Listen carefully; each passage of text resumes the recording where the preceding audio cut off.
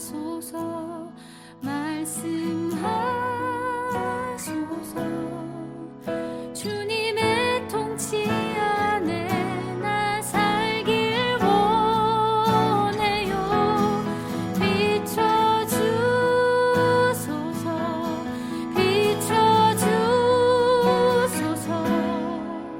주님 가신 그 길 나 갈 수 있도록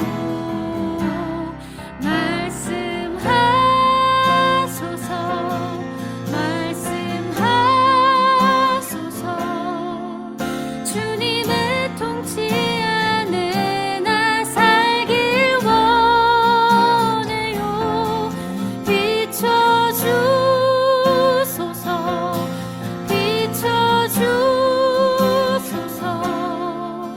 주님 가신 그 길 나 갈 수 있도록. 제17장. 아브람이 99세 때 여호와께서 아브람에게 나타나서 그에게 이르시되 나는 전능한 하나님이라. 너는 내 앞에서 행하여 완전하라. 내가 내 언약을 나와 너 사이에 두어 너를 크게 번성하게 하리라. 아브람이 엎드렸더니 하나님이 또 그에게 말씀하여 이르시되 보라, 내 언약이 너와 함께 있으니 너는 여러 민족의 아버지가 될지라. 이제 후로는 내 이름을 아브람이라 하지 아니하고 아브라함이라 하리니 이는 내가 너를 여러 민족의 아버지가 되게 함이니라. 내가 너로 심히 번성하게 하리니 내가 네게서 민족들이 나게 하며 왕들이 네게로부터 나오리라. 내가 내 언약을 나와 너 및 네 대대 후손 사이에 세워서 영원한 언약을 삼고 너와 네 후손의 하나님이 되리라. 내가 너와 네 후손에게 네가 거류하는 이 땅 곧 가나안 온 땅을 주어 영원한 기업이 되게 하고 나는 그들의 하나님이 되리라. 11세기와 14세기 사이에 약 350년간 유럽에 십자군 전쟁이 일어났습니다. 그 십자군 전쟁과 15세기와 18세기 영국, 프랑스, 스페인, 포르투갈 등 이 유럽 국가들이 아프리카와 아시아, 아메리카를 식민지로 삼은 제국주의, 이 십자군 전쟁과 제국주의의 공통점이 있습니다. 어떤 공통점이 있을까요? 하나님의 이름으로 전쟁을 했다는 거예요. 하나님의 이름을 위해 전쟁을 하여 정복 전쟁을 한 것입니다. 하나님께서 이 창세기 1장에 땅을 정복하라 이런 말씀이 있어요. 이 말씀을 가지고 자신들의 뜻대로 해석하여서 그것을 명분으로 내세우며 하나님의 뜻이 다른 나라를 정복하고 식민지 삼아서 그들을 하나님 믿게 하는 데 있다. 이것을 하나님의 뜻이다 라고 주장한다는 것입니다. 하나님을 믿는다고 말하는, 잘 믿는다고 말하는 사람들이 이렇게 지금 전쟁을, 정복 전쟁을 하는 이 행위가 하나님의 뜻이라고 한다는 거예요. 정말 이것이 하나님의 뜻일까요? 생각해 보세요. 땅을 정복하라 이 말씀을 붙잡고 이 유럽에 하나님을 믿는 많은 성경, 이스라엘부터 시작해서 유럽의 많은 성경에 많은 정말 전체가 국교가 기독교이고 막 그런 나라들이 하나님의 뜻을 주장하면서 전쟁을 한다는 것입니다. 지금도 이제 중동 5차 전쟁이 지금 막 발발 직전에 있지 않습니까? 이스라엘과 이슬람, 이들도 자신들의 행위를 정당화하면서 이것이 하나님의 뜻일 거야 라고 하면서 전쟁을 한다는 거예요. 본문에 아브라함도 하나님의 뜻으로 생각하면서 착각하고 있는 것이 있습니다. 아브라함이 여호와의 명령을 따라서 본토 친척 아버지의 집을 떠난 지 24년이 지나고 아브라함이 하갈을 통해서 이스마엘을 낳은 지 13년이 지났습니다. 그때 아브라함 나이가 99세입니다. 그때 하나님께서 아브라함에게 나타나십니다. 아브라함에게 나타나서 선언하고 명령하십니다. 1절에서 볼까요? 시작.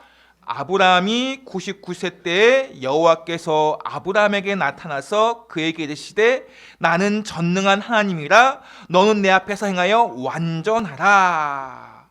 하나님께서 아브라함에게 나타나시고 당신 자신에 대해서 전능한 하나님이다 라고 선언을 하고 있습니다.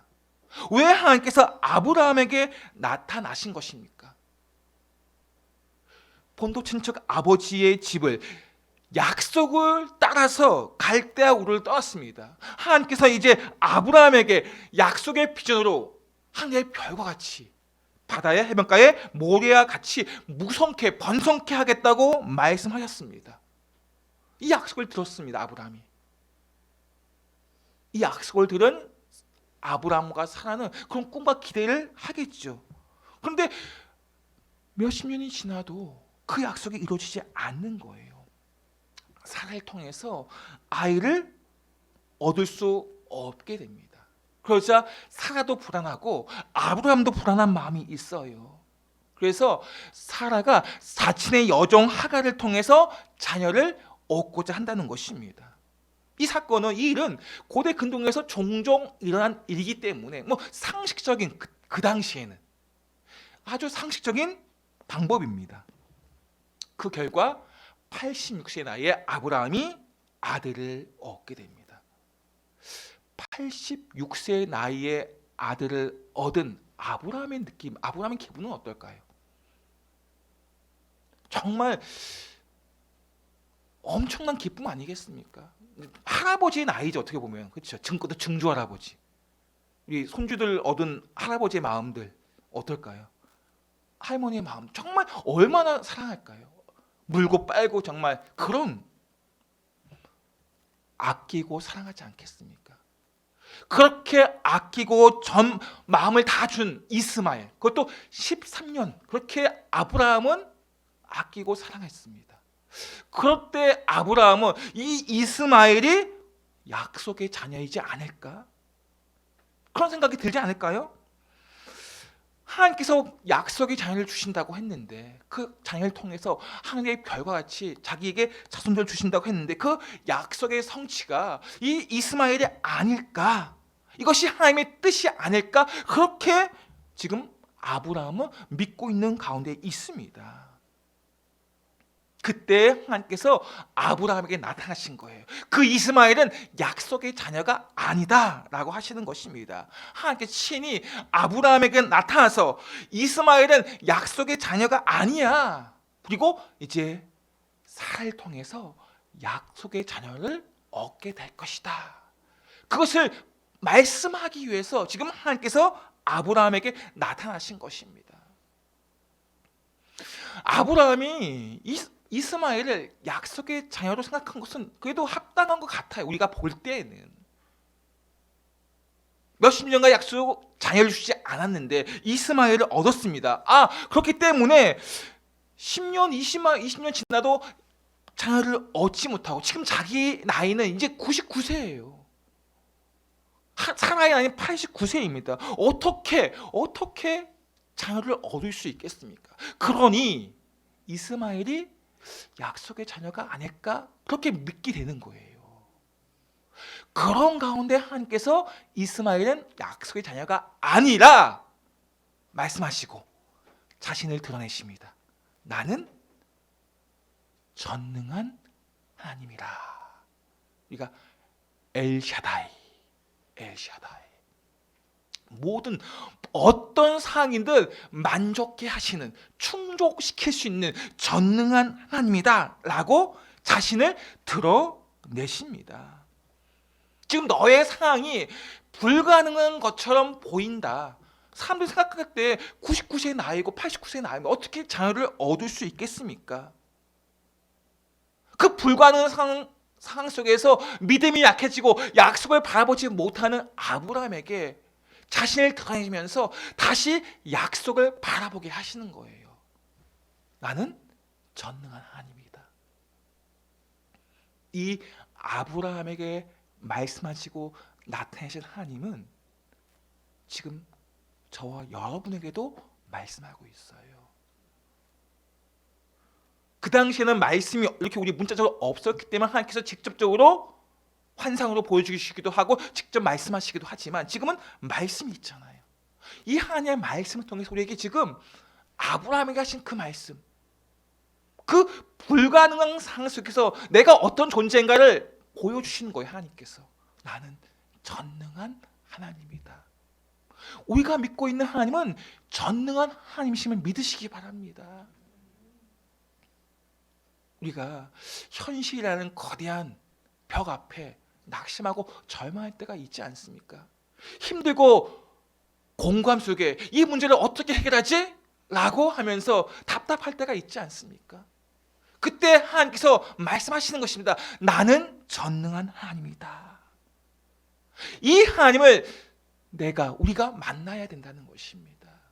이 하나님을 만날 때 우리의 인생은, 우리의 삶의 목적과 이유는 달라지는 것입니다. 이 하나님을 만날 때 지금 당면한 문제가 불가능한 상처럼 보인다 할지라도 전능한 하나님을 내가 믿고 있기에 우리는 낙심하지 아니하고 포기하지 아니하고 기다리고 인내할 수 있는 것입니다.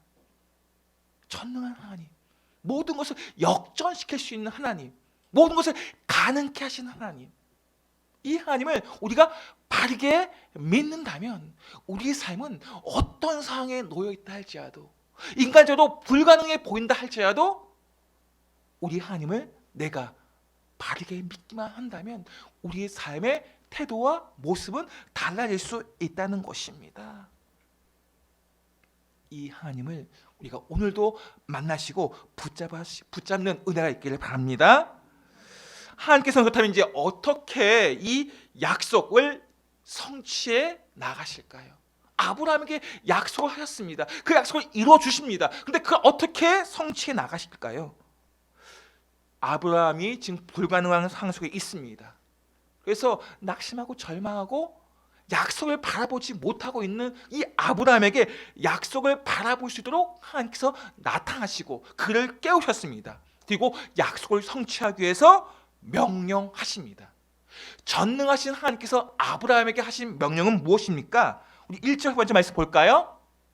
시작. 너는 내 앞에서 행하여 완전하라. 전능하신 하나님께서 아브라함에게 너는 내 앞에서 행하여 완전하라. 이 명령은 두 가지로 나눌 수가 있어요. 내 앞에서 행하라. 그리고 완전하라. 내 앞에서 행하라. 하나님 앞에서 스스로 걸어가라. 행하라는 걸어가라. 스스로 걸어가라. 하나님 앞에서 내가 스스로 결정하지만 그 결정의 모든 것이 하나님이 보신 가운데 있다 생각하고 결정하라는 거예요. 우리의 말함과 행동함이 하나님이 지금 보시고 있다. 하나님 앞에서 코람데오, 그 하나님 앞에서 우리의 모든 것을 하나님께 크게 눈을 뜨고 보고 계십니다. 그럼 우리가 어떻게 행할 수 있겠습니까? 불의를 행할 수 있을까요? 내 마음, 내 뜻대로, 내 욕심대로 행할 수 있을까요? 그렇지 않다는 거예요. 그렇게 하나님 앞에서 스스로 결정하여 하나님이 보시기에 그러한 결정을 가지고 행하라. 그리고 두 번째는 완전하라. 지금 아브라함의 행함이 완전하지 않다는 거예요.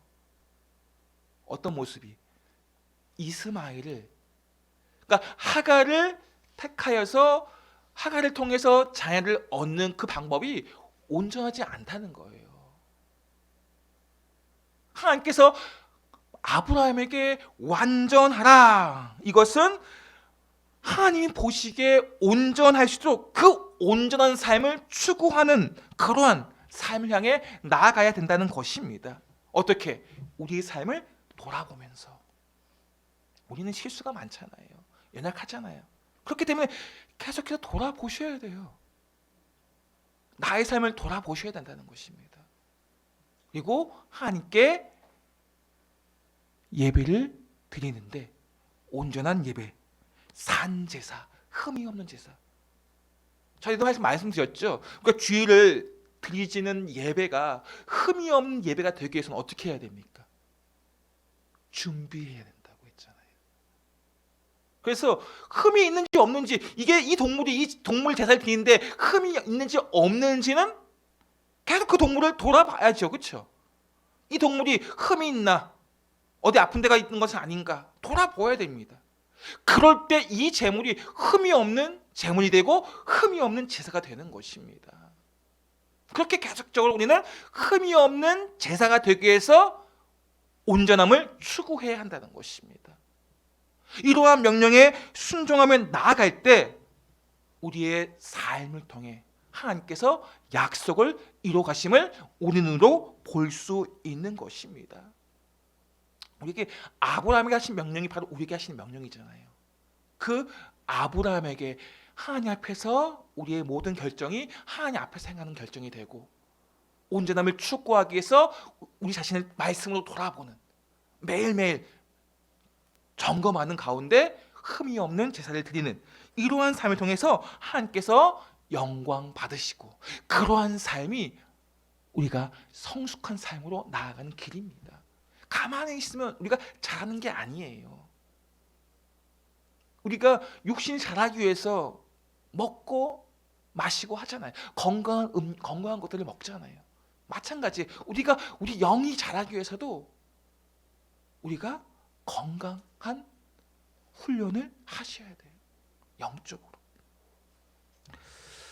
하나님께서는 아브라함이 약속을 성취할 수 있도록, 그의 생각이 지금 온전하지 않기 때문에 바른 인식을 가질 수 있도록 두 번째로 하시는 것이 언약의 갱신이에요. 말씀 볼까요? 2절 말씀 시작. 내가 내 언약을 나와 너 사이에 두어 너를 크게 번성하게 하리라 하시니. 예.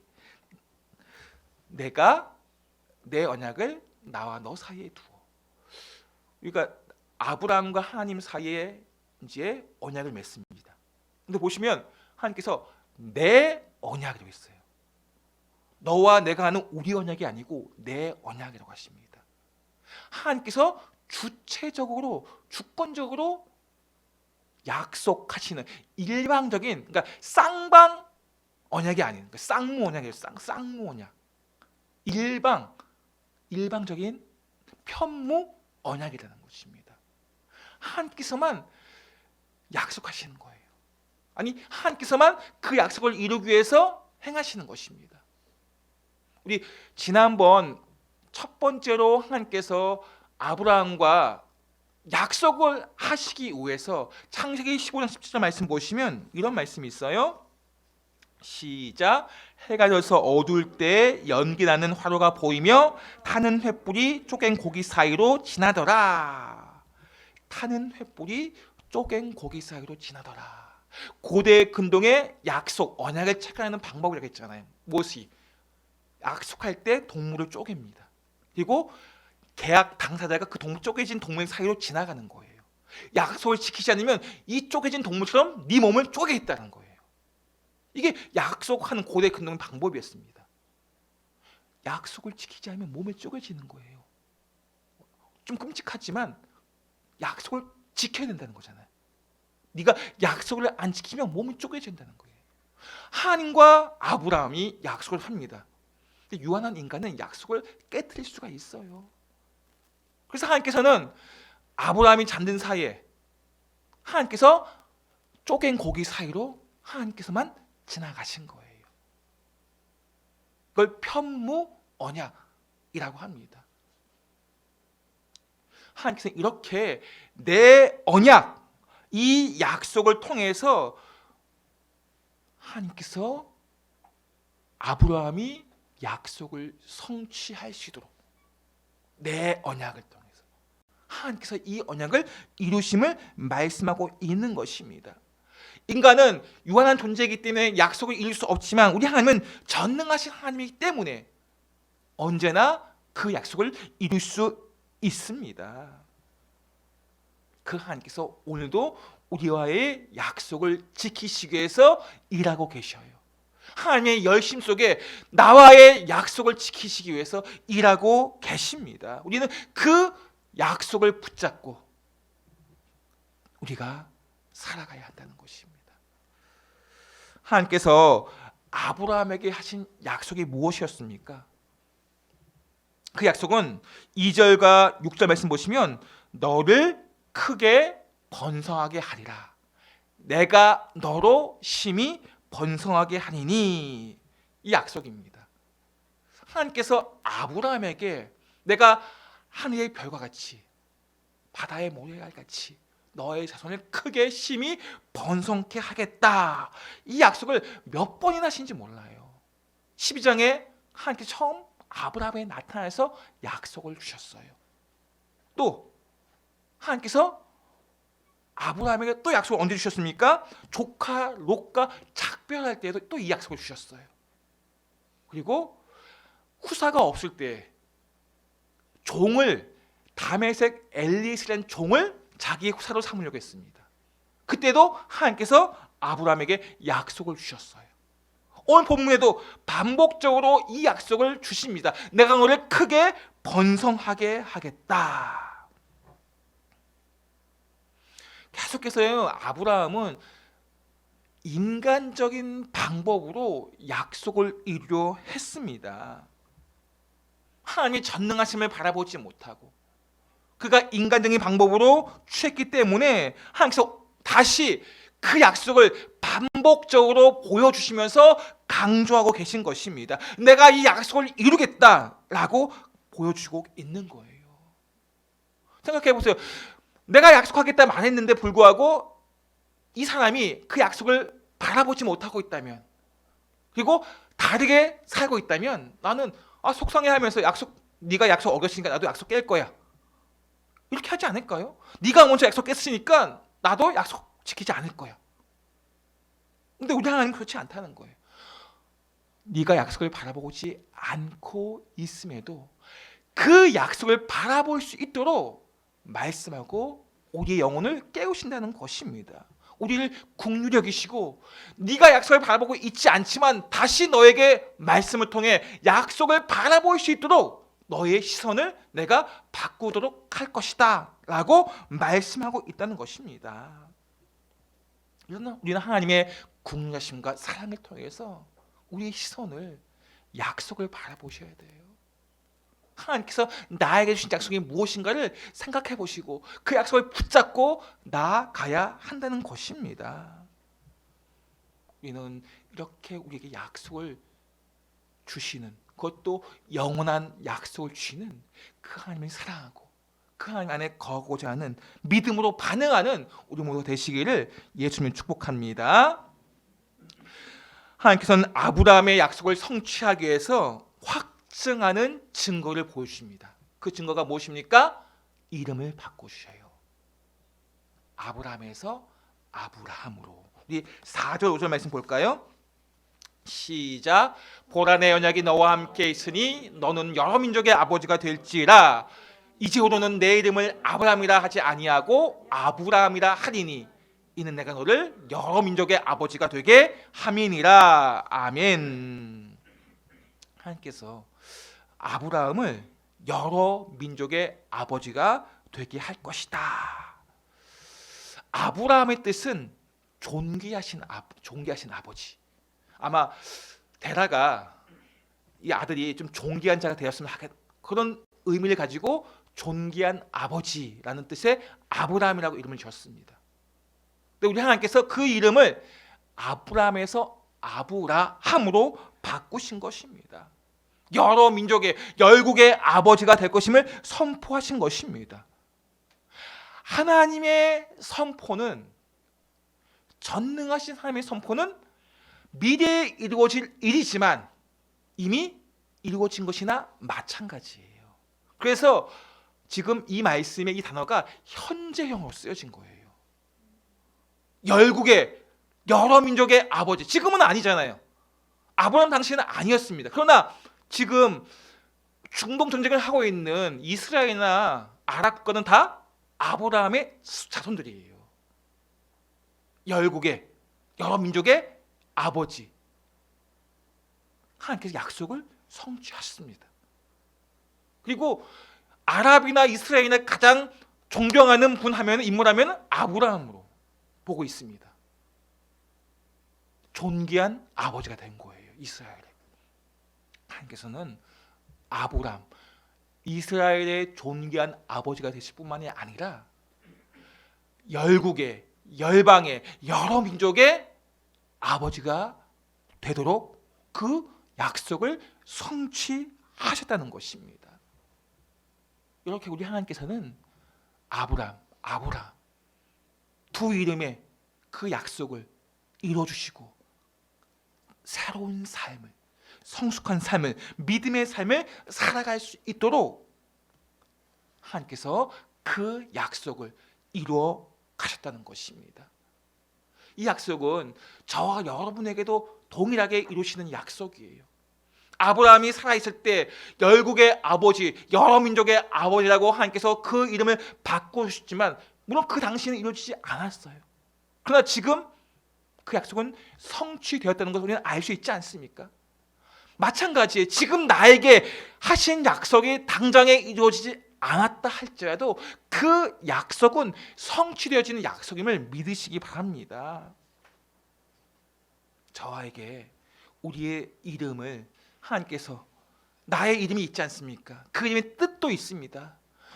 아브라함의 뜻, 존귀한 자, 존귀한 아버지의 그 뜻을 이루셨어요. 뿐만 아니라 바꾸신 이름의 그 의미도 열국의 아버지도 하나님께서 이루셨습니다. 우리 하나님을 믿음으로 그 말씀을 붙잡고 약속을 붙잡고 믿음으로 나아가는 사람들에게 주신 그 약속을 분명하게 이루심을 보여주고 있는 것입니다. 그 약속은 아브라함과 그 손들에게만이 아니라 믿음으로 하나님을 바라보는 그 약속을 붙잡고자 하는 자에게 동일하게 그 약속을 이루신다는 것입니다. 7절 말씀 보십시오. 시작. 내가 내 언약을 나와 너와 및 내 대대 후손 사이에 세워서 영원한 언약을 삼고 너와 내 후손의 하나님이 되리라. 영원한 언약. 그래서 영원한 언약이 되신 것입니다. 우리에게 주신 약속이 지금 당장 과거에 그때만 이루어진 약속이 아니에요. 아브라함 때만 이루어진 약속이 아니고 이 약속은 영원한 언약으로 소멸되지 않는 약속이라는 것입니다.